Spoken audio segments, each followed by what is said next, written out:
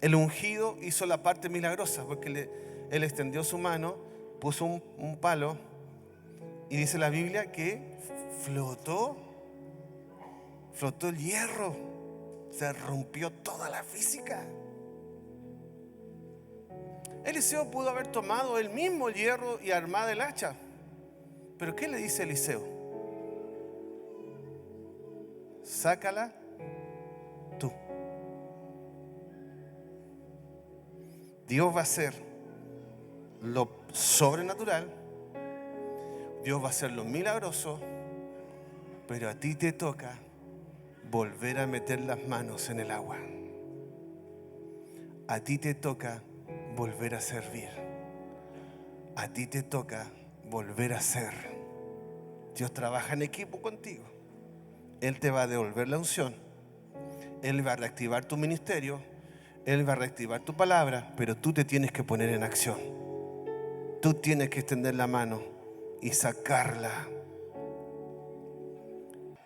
La palabra que quiero compartir contigo tiene que ver con un texto y una historia muy poderosa, pero al mismo tiempo muy curiosa. Y le puse el título a esta palabra pensando justamente en la historia que vamos a leer. El título dice: recupera esa hacha perdida. Recupera esa hacha perdida. Vamos a leer 2 Reyes, capítulo 6, verso 1 al 7. Dice: los hijos de los profetas dijeron a Eliseo: he aquí, el lugar en que moramos contigo nos es estrecho. Vamos ahora al Jordán y tomemos de allí cada uno una viga y hagamos allí un lugar en que habitemos. Y dijo: andad. Y dijo uno: te rogamos que vengas con tus siervos. Y él respondió: yo iré.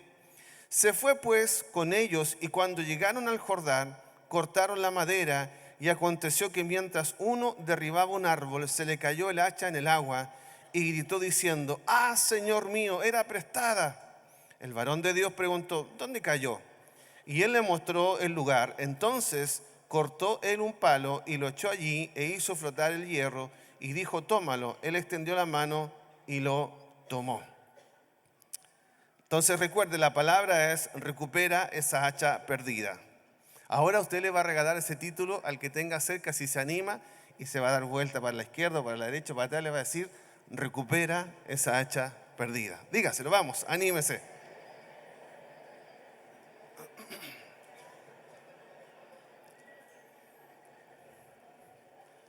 Y quiero trabajar contigo la palabra porque hay tanta riqueza en esta palabra. Lo primero que quiero decirte es el avivamiento de Eliseo.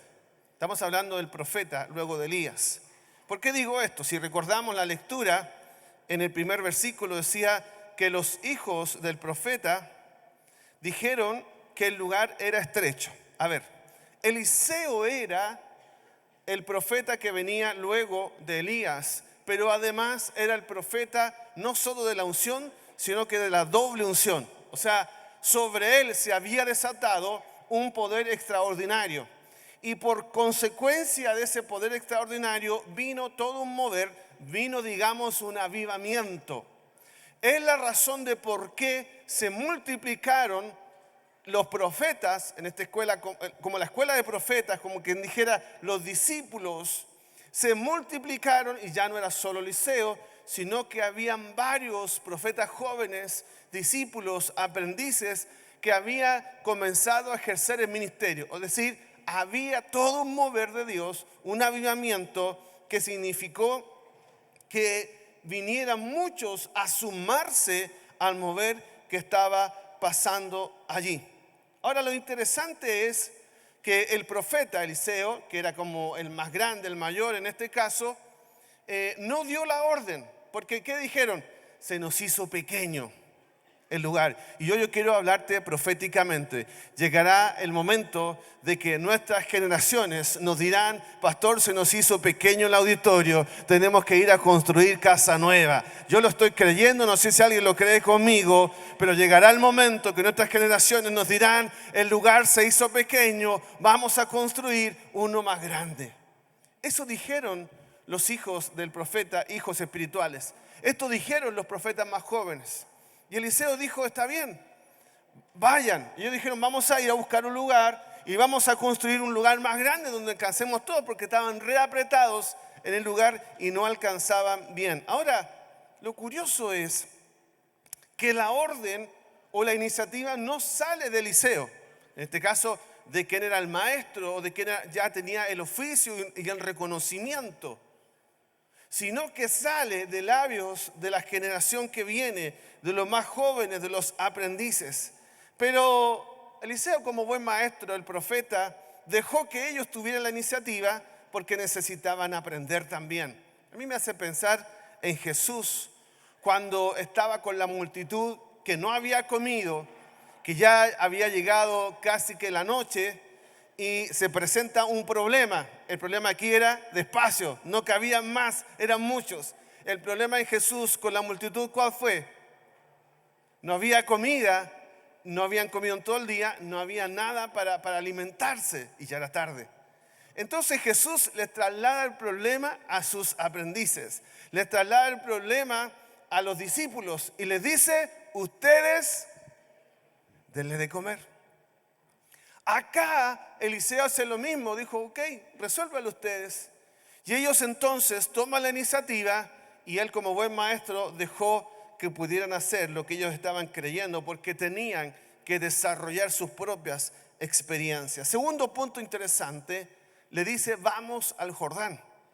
En el versículo 2 dice: vamos ahora al Jordán y tomemos de allí cada uno una viga y hagamos allí un lugar en que habitemos. El Jordán no era cualquier lugar. Si usted lee la Biblia, se va a encontrar que aunque el Jordán era un lugar muy simbólico. ¿Qué pasó en el Jordán? A ver si se acuerda. ¿Qué pasó en el Jordán? En el Jordán fue el lugar que se atravesó para conquistar ¿qué cosa?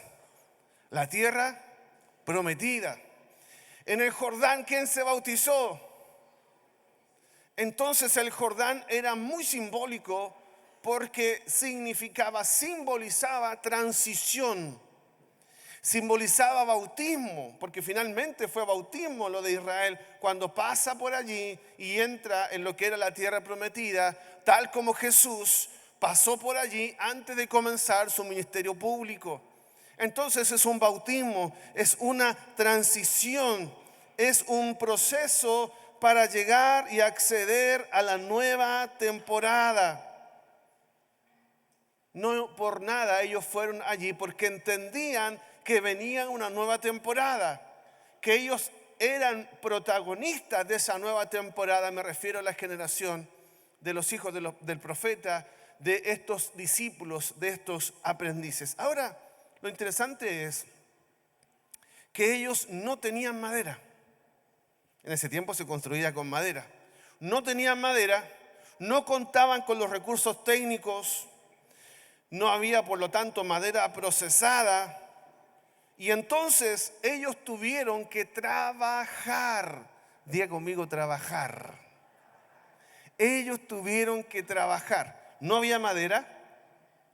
Tampoco tenían ellos herreros que pudiesen fabricar un hacha, porque había otros pueblos u otras naciones que sí contaban con herreros, y tener una hacha era como tener armas. Entonces era costoso y requería de gente especializada. No lo tenían. Entonces no había madera procesada, no había tablas listas, tampoco había hachas, no había las herramientas necesarias, no habían herreros, ni siquiera tenían herramientas propias. Lo único que tenían y en lo que abundaban eran servidores. Me hace como a la idea de nosotros. Diga conmigo: yo soy un servidor que construirá la casa que viene. Ahora dígalo con un poco de fe, porque lo vi tan concentrado que no sé si tenía fe adentro. Incorpore fe un momento y repita conmigo: yo soy de la generación que va a construir casa para Dios para el tiempo que viene. Y no estoy hablando solo de una casa material, estoy hablando de la iglesia como tal. Ellos eran servidores, ellos tenían entusiasmo, pero no sabían cortar un palo, no sabían clavar, menos usar herramientas, no sabían procesar. Me hace pensar cuando comenzábamos años atrás y nos tocó remodelar el templo que teníamos nosotros allá en el paradero 40 y todavía recuerdo que yo soy muy neófito en temas de construcción, solo soy un buen ayudante. Y había otro neófito conmigo que está por ahí, que es el Cristian Pino. Y me acuerdo que los dos nos fuimos a poner una plancha y teníamos que hacer la medida de la plancha para que alcanzara justo. Entonces nosotros la dibujamos como al ojo, la bajamos, la cortamos, la fuimos a poner de nuevo y quedó horrible. Así es que, bueno, pero había corazón. Nos pusimos ahí los dos a clavar y la tapamos con pasta, ya no sé lo que pasó, Dios tuvo misericordia, pero quedó bien igual. Acá era como parecido, había corazón, había ganas de construir lo que venía, pero no tenían ni las herramientas ni la madera, lo único que tenían era el corazón para hacerlo, eran servidores. Tercer principio poderoso que veo aquí, y es que una generación abraza a la otra. Y dice uno de los profetas menores, de los jóvenes, dijo: te rogamos que vengas con tus siervos. Y él respondió: yo iré. A ver, ellos pudieran haber construido solos la casa. Esta casa al lado del Jordán, más grande, para que estén todos los profetas jóvenes. Pero uno de ellos que entendió que Dios es un Dios generacional, se da vuelta y le dice: Eliseo, ven con nosotros.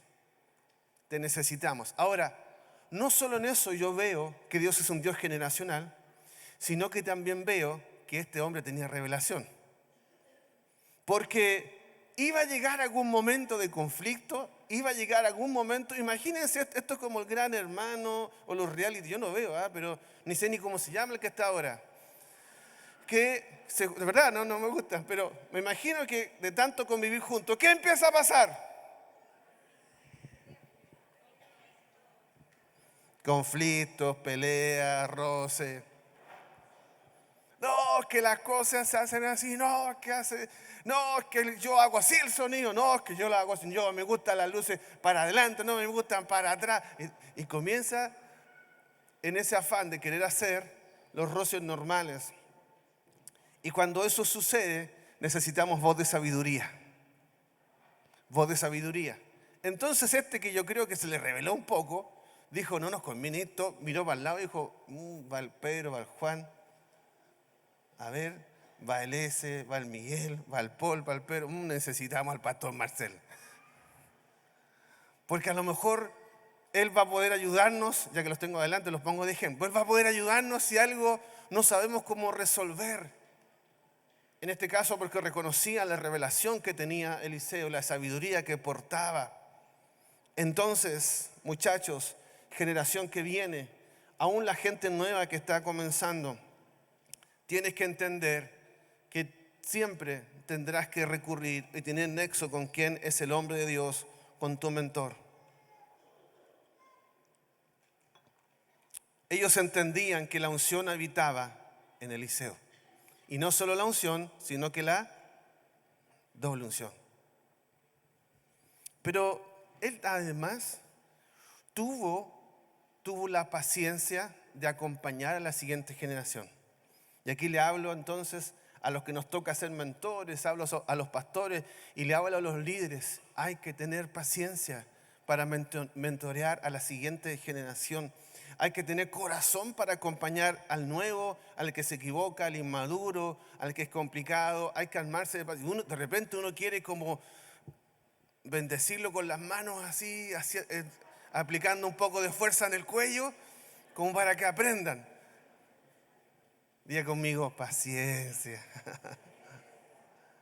Él sabía que ir con los jóvenes a la construcción de la casa, algo podía ocurrir, seguramente algo podía pasar. Pero pastores, líderes, nos toca traer a la siguiente generación. Y cuando digo generación, no solo hablo en términos de edad, sino que hablo en términos de las personas nuevas que van a llegar, porque a esta casa va a seguir llegando gente nueva. Y el trabajo de mentorear nunca se acaba. Así que aquellos que aman a Dios sabrán que deberán amar también a las personas. Y las personas son de carne y hueso. Se equivocan, son personas. Cuarta cosa, cortar la madera. Se fue con ellos y cuando llegaron a Jordán, cortaron la madera. Para que la palabra se cumpla, hay que trabajar. Diga conmigo, trabajar. La nueva generación le va a tocar usar los recursos que tienen en la mano. Ellos no podían comprar porque no tenían plata para comprar. Tampoco tenían plata para comprar una herramienta. Entonces salieron a pedir prestado un hacha y con sus propias manos comenzaron a cortar. No sabemos con claridad si el hacha se le cayó por descuido, que puede ser, que se le cayó porque no sabía manejar, porque hay que saber manejar un hacha, o porque el hacha no tenía filo. Yo creo que son todas las cosas al mismo tiempo. Mi interpretación a la luz de lo que leo es que pasó de todo en esto que ocurrió allí.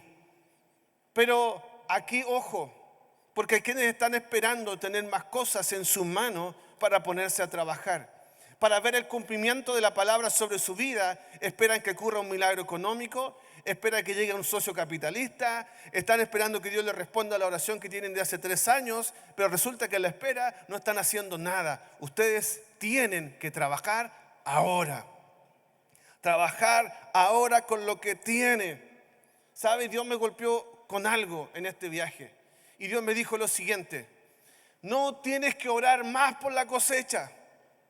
Yo oraba, Señor, que venga la multiplicación, Señor, que mucha más gente llegue a los pies de Cristo, Señor, que el perdido llegue a la casa del Señor. Pero entendí algo, ya no tengo que orar por la cosecha, porque el problema no está en la cosecha. Lo que tengo que es hacer, cambiar mi oración. Mira lo que dice la Biblia. Mateo 9:38 dice: por eso pidan ustedes al dueño de la cosecha para que mande trabajadores a recogerla. Dice la traducción del lenguaje actual: por eso pídanle a Dios que envíe más discípulos para que comparta las buenas noticias con toda esa gente. El problema no es la cosecha. ¿Quién es el jefe de la cosecha? Dios. Entonces, ¿habrá problema de abundancia con Dios? ¿Habrá problema de provisión con Dios? ¿Dónde está el problema? Dice la traducción Reina Valera que los que son de medida se van a acordar.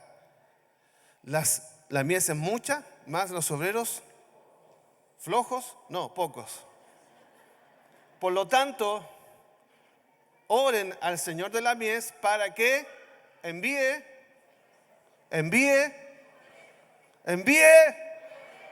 obreros. Podría haber usado gerente, podría haber usado capataz, podría haber usado jefe, podría haber usado líder, pero usó la palabra que significa trabajador. El problema no está en el fruto ni en la cosecha. El problema es que hay pocos que quieran trabajar. Que trabajen otros. Que otros sean líderes. No, que mi mujer lleve adelante la tarea. No, si él lo hace, yo lo acompaño nomás. No, yo el domingo estoy ahí, cuente conmigo, pero hasta ahí nomás, yo por ahí nomás, ¿no? Entonces voy a cambiar mi oración. Señor, yo te pido que envíes obreros. Señor, como dice tu palabra, y creo en tu palabra, envía obreros a manantiales. En el nombre de Jesús. Porque cosecha hay abundante. Lo que hay escasez es de obreros. Es de obreros. Y quiero hablarle también a esta generación actual. Dios no está buscando estrellas. Somos y estamos en medio de redes sociales muy fuertes, donde todo lo visual manda y gobierna, pero eso nos ha hecho o ha instalado a veces una equivocada entendimiento acerca de hacer la obra de Dios. Entonces todos aspiran a ser influencers, los muchachos más jóvenes, porque creen que a lo mejor de esa manera van a poder evangelizar y tocar a muchos. Dios levantará seguramente a algunos, pero no va a levantar a todos haciendo lo mismo. Y algunos a lo mejor piensan que publicar es trabajar. No. Publicar debería ser la consecuencia de tu trabajo y no el reemplazo de tu trabajo. ¿Alguien me está escuchando esta mañana? Opinar no es trabajar. Opinar puede cualquiera, opinar es gratis. Trabaja primero y después opina. Van disminuyendo los amenes, pero gracias, mi amor, por tu amén.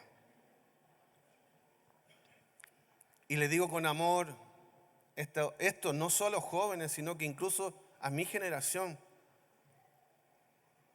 Estamos más interesados en saber cómo publicar que cómo orar. Yo cuando tengo dificultades, que las tengo muchas con el tema de las publicaciones, y le paso a cualquiera de los muchachos, en 2 segundos me publican algo. Mi pregunta es, ¿tienes esa misma rapidez para llegar a la presencia de Dios? ¿Sabes orar? ¿Conoces la palabra? El problema es que con esto no hemos llenado de creyentes incrédulos. Un montón de gente, pero que no cree. Y me dolió más esto todavía cuando lo escuché, porque esto lo escuché y se los quiero transmitir.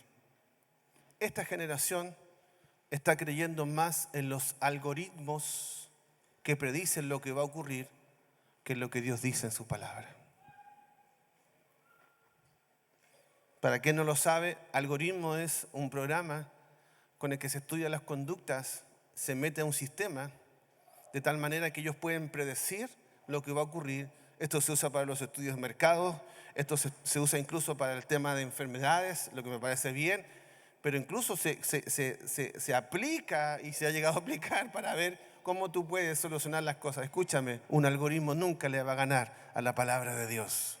Nunca el algoritmo va a estar por sobre la palabra de Dios.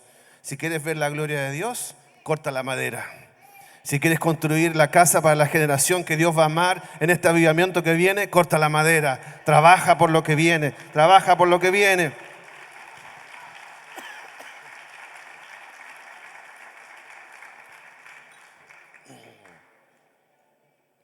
Y aquí viene el problema. Cuando se pierde el hacha. Déjame leerte un verso. Eclesiastés capítulo 10, verso 10. La Biblia es tan rica que habla de todo, incluso habla del hacha. ¿Pueden creer ustedes? Mira lo que dice. Si el hacha se desafila y no se vuelve a afilar, habrá que golpear con más fuerza. Vale más hacer las cosas bien y con sabiduría. O sea, que el filo de un hacha, porque aquí algunos ni conocen el hacha es una herramienta que tiene un palo para abajo y que tiene una cabeza de hierro y que tiene una punta filuda con la que se usa para cortar leña. Yo lo explico porque hay quienes no conocen el hacha. Bueno, fíjense que la Biblia, en esa época se usaba mucho, dice que el hacha se le puede ir el filo. Y dice que para una persona, para un ser humano, que le puede pasar lo mismo, comienzas y tienes que pegarle. ¿Alguien ha cortado leña aquí alguna vez? Los de mi época a lo mejor alguna vez. Ya. ¿Qué les pasó cuando hay poco filo en el hacha?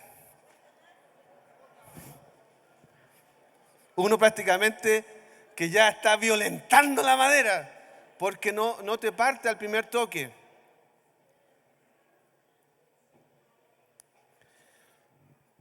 Escúcheme, el hacha representa el ministerio y la cabeza del hacha representa la unción. El hacha representa el ministerio y la cabeza del hacha la unción y los dones. Cuando dejamos de operar nuestro ministerio y trabajar en ese llamado que tenemos de parte de Dios, ya no bajo la unción, ya no bajo el poder de Dios, tenemos que aplicar fuerza. Y los que acortaron aquí con fuerza sabrán que no hay que pagarle una vez, que pegarle como 3 veces. Te duelen los brazos, terminas cansado y terminas con menos leña. Cuando perdiste la unción en el llamado que estás haciendo, comienzas a hacerlo con tus fuerzas. Es como el músico que perdió la unción. Y entonces tiene que pegarle más fuerte a la guitarra. Entonces tiene que gritar. O es como el pastor que perdió la unción, que tiene que gritar y que tiene que hacer un escándalo y que tiene que, no sé, forzar, violentar. Porque resulta que ya no hay filo. Y entonces comienzas a hacerlo con tus fuerzas. El problema de hacerlo con tus fuerzas es que comienzas a violentar. Ya no es Dios, eres tú. Y cuando eres tú, quedan heridas. Cuando es Dios, no pasa nada. Uno sería la pregunta, ¿por qué se registra este milagro tan casero? Porque miren que hubieron otros milagros, ¿ah? Terribles milagros hechos en manos del profeta. Pero ¿por qué dejar registrado el milagro de un hacha? ¿No te llama la atención? ¿Qué tiene que ver un hacha con un pueblo, con lo grandioso? Yo creo que la Biblia es intencional y nos muestra lo del hacha porque tiene mucho para enseñarnos. ¿Se recuerdan que el hacha de quién era? ¿De quién era el hacha? A ver si alguien se acuerda. ¿De quién era el hacha? Por allá atrás, ¿de quién era el hacha? ¿Alguien se acuerda? Era prestada. El don que Dios te dio, el ministerio que Dios te puso en las manos, solo eres mayordomo de eso. Un día tendrás que rendir cuenta delante de quien te lo prestó. No es tuyo. No eres dueño de la unción. No eres dueño del llamado que se te hizo. Se te prestó para que hicieras la tarea. Se te puso en la mano. Dios lo puso en la mano tuya porque somos mayordomos, eso dice la Biblia. Pero llegará el día en que tenemos que devolver, simbólicamente hablando, estoy diciendo, rendir cuentas delante de Él. ¿Qué va a pasar cuando Dios diga tu nombre? Y te pregunte, ¿y el hacha?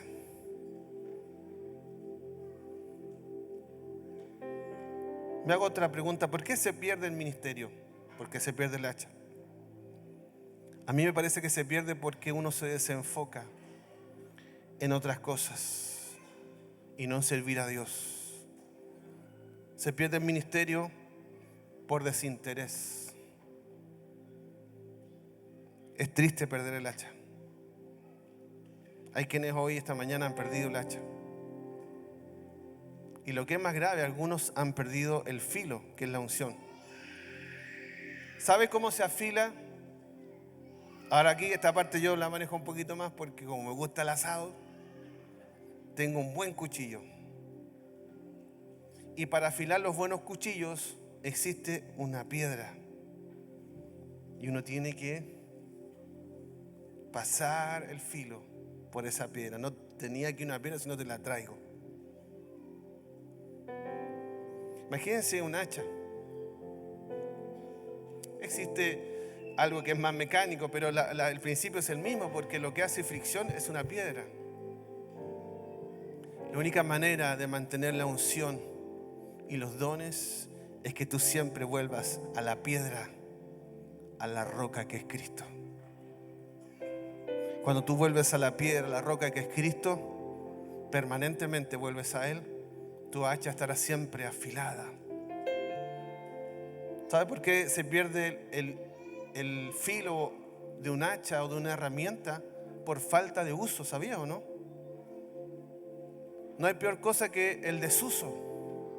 ¿No será que el desuso del don que Dios te dio y la falta de utilizarlo en servicio a otros, en servicio a Dios, ha hecho que pierdas el filo? Hay quienes oran y dicen, pastor, quiero más unción. Te tengo un secreto. La mejor manera de tener más unción es que te derrames todo en servicio a otros. Que derrames toda la unción que tienes y Dios te va a dar más. Porque así funciona al principio. Tú te entregas todo, tú das todo, tú sirves todo y Dios te llena más, y Dios te llena más, y Dios te llena más. No es por acumulación. No. Dios no le da a quien no entrega. Si la unción y los dones no es para que te los guardes y para que te entretengas o para que tengas las super revelaciones en casa. El don y el ministerio que Dios te ha dado es para servir a otros. Es para ponerlo al servicio de otros. Número 6, y ya voy terminando. Busca el ungido y el lugar de la unción.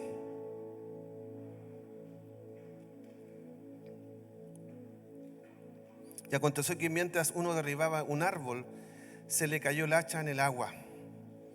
Y gritó diciendo: ¡ay, Señor mío, era prestada! Y el varón de Dios preguntó: ¿dónde cayó? Y él le mostró el lugar. Entonces cortó él un palo y lo echó allí e hizo flotar el hierro. Y tomó y dijo: tómalo. Y él extendió la mano y lo tomó. Como te dije, este muchacho era lúcido, ¿eh? Porque dijo: se me cayó el hacha. A ver, principio de física que todos sabemos. ¿Qué pasa si el hierro o un fierro se cae al agua? ¿Qué pasa? ¿Se va? El problema del Jordán es que era un río. Y el segundo problema que tenía el Jordán, que no era tan limpio, no era tan transparente. Entonces imagínense entrar a buscar la cabeza del hacha. Era complicado. Y él dijo: no, estoy en problema, voy a buscar al ungido. Eliseo, profeta. Él sabía que la solución estaba en los labios del ungido. Pero el profeta le hace una pregunta: ¿dónde la perdiste? Uy, aquí viene un ejercicio poderoso. Cuesta, duele a veces y es un poquito vergonzoso también. ¿Se lo digo? Es el ejercicio de la humildad. El profeta le pregunta: ¿dónde la perdiste? Es como si Dios te dijera: ¿cuándo fue que dejaste de creerme? ¿Cuándo fue que dejaste de hacer lo que te dije que hicieras? ¿Cuándo fue que renunciaste al ministerio y los dones? ¿Cuándo? Uy, eso significa el ejercicio de la humildad, de ir a reconocer: ahí, ese día o en ese momento, por causa de esto, dejé de creer. Te toca reconocer. Para que Dios haga el milagro, para que Dios te reactive, tienes que ser humilde y reconocer. Dios no trabaja con soberbios. Dios no oye el clamor del orgulloso. El profeta le dice: ¿dónde se te cayó? Y él dijo: ahí se me cayó. Ese día que dije: no voy a ser más líder. Se me cayó ahí. Ese día cuando tuve miedo de volver a creer, porque pensé que podía ser decepcionado otra vez. Ese día cuando perdí el trabajo y me vi con pocos recursos en la mano. Ese día cuando tuve ese conflicto con esa persona, dejé de confiar en las personas y dejé de servir a las personas. ¿Dónde se te cayó el hacha? ¿Dónde fue? El ungido hizo la parte milagrosa, porque él extendió su mano, puso un palo, y dice la Biblia que flotó el hierro, se rompió toda la física. Eliseo pudo haber tomado él mismo el hierro y armado el hacha. Pero ¿qué le dice Eliseo? Sácala tú. Dios va a hacer lo sobrenatural, Dios va a hacer lo milagroso, pero a ti te toca volver a meter las manos en el agua. A ti te toca volver a servir. A ti te toca volver a ser. Dios trabaja en equipo contigo. Él te va a devolver la unción. Él va a reactivar tu ministerio. Él va a reactivar tu palabra, pero tú te tienes que poner en acción. Tú tienes que extender la mano y sacarla Te dije que en el título de este subpunto que debes buscar al ungido y debes buscar el lugar de la unción. Hay lugares ungidos por Dios. Escúchame bien. Hay lugares ungidos por Dios. Tuvimos la oportunidad de estar en Dallas, en la iglesia de Gateway, a la que honro y bendigo. Y te digo, ese lugar es ungido por Dios. Porque puedo distinguir, porque sé además que es la misma unción que se mueve en esta casa.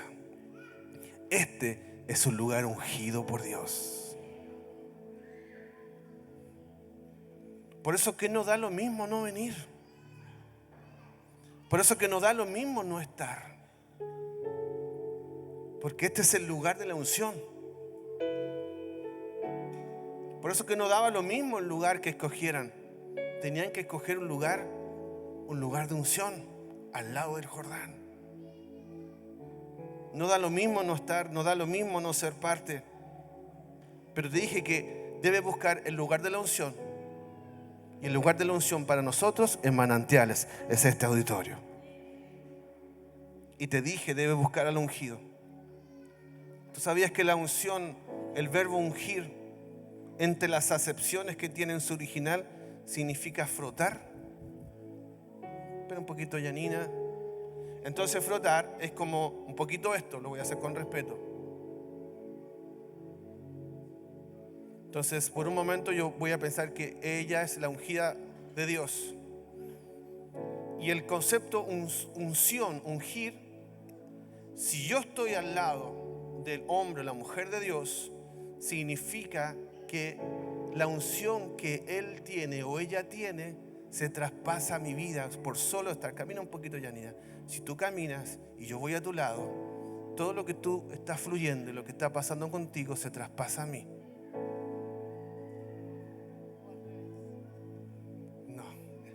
No, porque es el principio que sí me hice al revés, yo sé. Solo te usé como ejemplo porque quería que usted entendiera que nos da lo mismo. Te tengo una súper buena noticia. Del 26 al 29 de octubre, aquí se van a conjugar las dos cosas: el lugar ungido y los ungidos de Dios que traerán una palabra. ¿Se te perdió el hacha? ¿Necesitas filo tu hacha? Ni se te ocurra faltar. Tienes que estar aquí, porque estando aquí, la unción se va a trasladar a ti. Estando aquí y frotando el uno al otro y frotando esta unción que fluye a través de los ungidos, tú vas a comenzar a ser empoderado.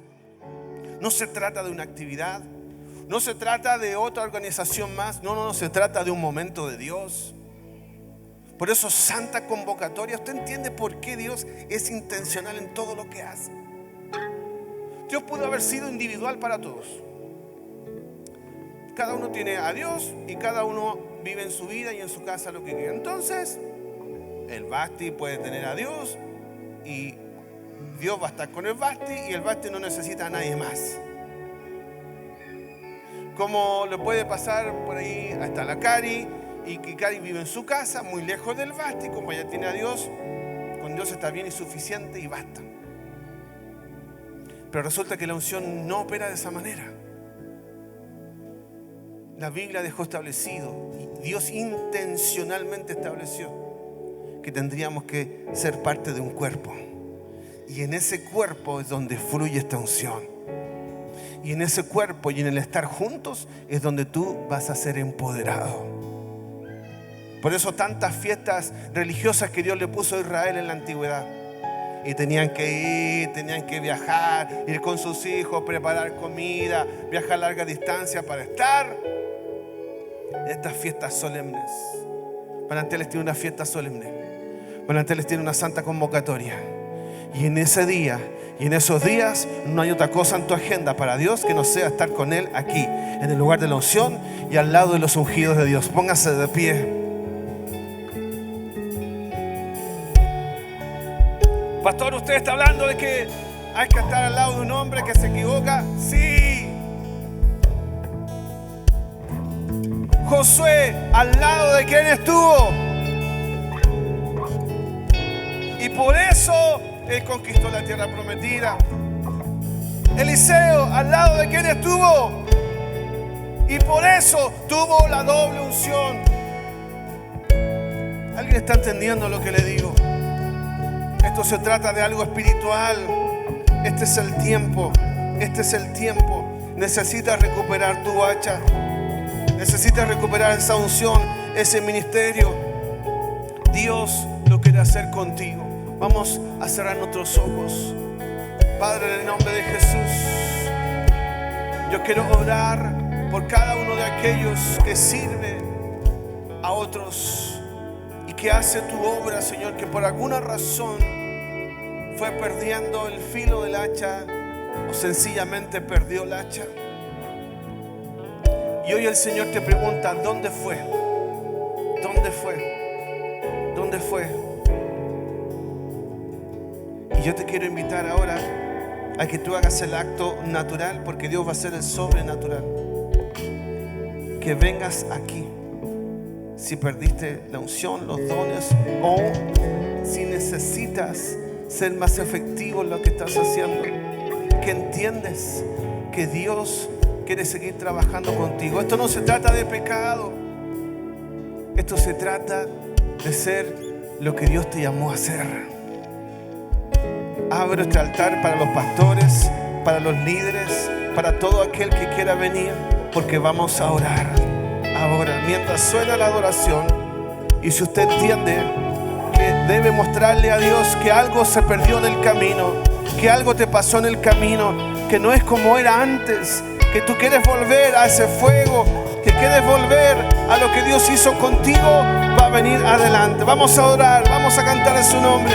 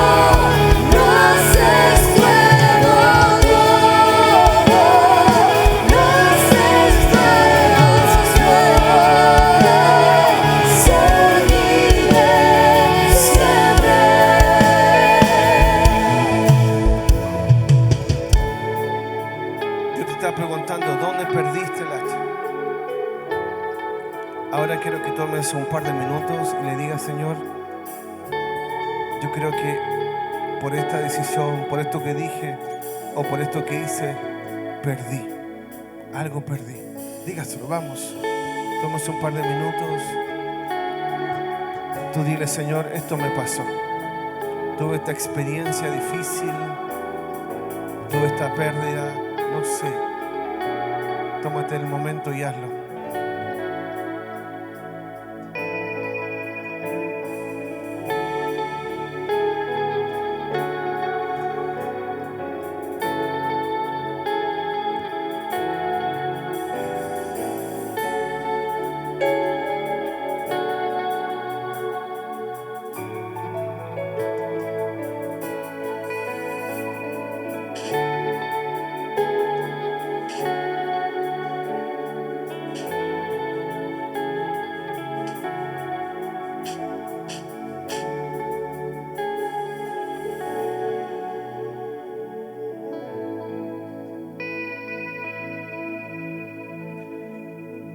Déjame ayudarte. Repite conmigo esta oración. Señor Jesús, recibo tu palabra con humildad.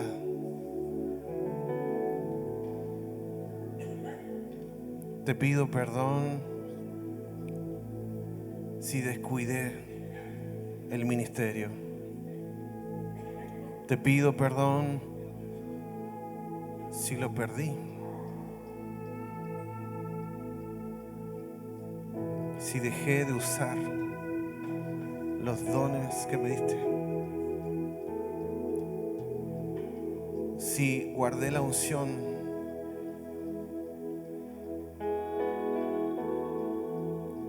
yo quiero recuperar el hacha perdida. Quiero recuperar el filo. No quiero hacer el ministerio ni el servicio con mis fuerzas. No quiero enojarme, frustrarme, tratando de hacer las cosas. Vuelve a afilar mi hacha. Hoy he reconocido donde creo haberla perdido. Y ahora me pongo delante de ti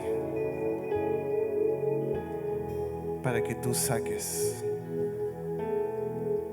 el hierro de nuevo. Me pongo delante de ti para volver a servirte, para volver a amarte. Úsame, Señor, y esto lo pueden orar todos los que están aquí. Dile conmigo: úsame, Señor, conforme a tu voluntad. Y quiero ser efectivo en el ministerio que me has dado. En el nombre de Jesús. En el nombre de Jesús.